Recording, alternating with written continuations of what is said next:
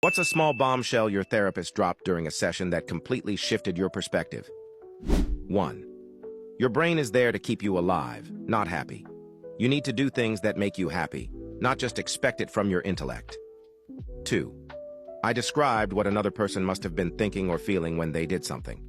My therapist described an alternative version of what they may have been thinking or feeling, which was immediately completely plausible, and was a much kinder interpretation than mine. It was then that I realized my interpretation of reality could potentially be really flawed and cause me unnecessary strife. It made me realize that I should be much slower to judge actions and words, and that, especially in the case of people who I had reason to trust, I should actually seek clarification before I jump to emotional conclusions.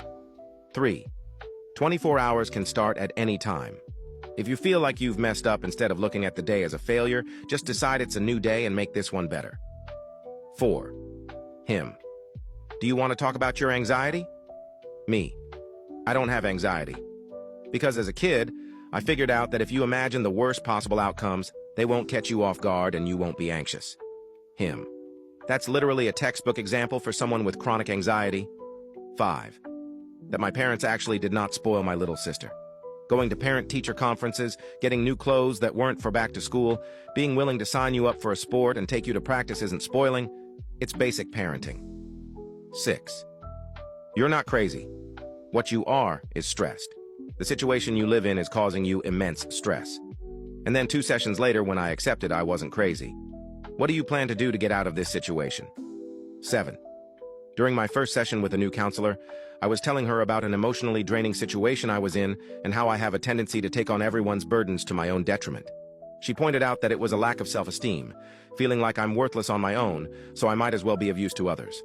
A whole lot of things clicked into place after that. 8. That I was deserving of the same kindness I showed other humans and animals. He asked what I liked most about myself. After a long pause, I said I was kind. He asked for examples. I told him about cooking for ill friends, staying sober purely to sit some crazy parties, being vegan solely for ethical reasons, working with disabled and sometimes violent kids for minimum wage, picking up stranded friends, volunteering for animal charities, and being the house that everyone came to when they had a problem. He nodded thoughtfully, then asked, "But are you kind to yourself?" Just the idea that I was worthy of my own kindness completely blew my depressed little brain. 9. Rest is productive too.